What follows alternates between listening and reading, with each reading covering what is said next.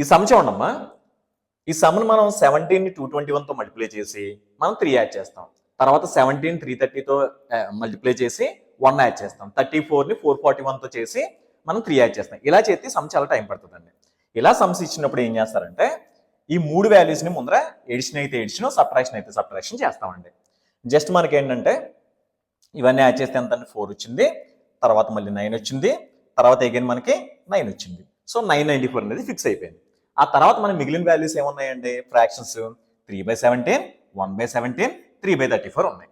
Already మనకు తెలుసు కదండి, డినామినేటర్ రెండు ఈక్వల్గా ఉన్నప్పుడు న్యూమరేటర్స్ రెండు యాడ్ చేసేస్తాం.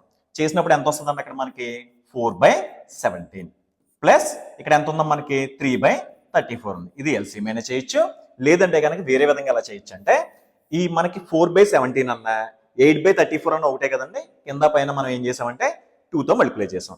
అప్పుడు ఇది ఎంత అవుద్దని మనకి 8/34 అవుద్ది.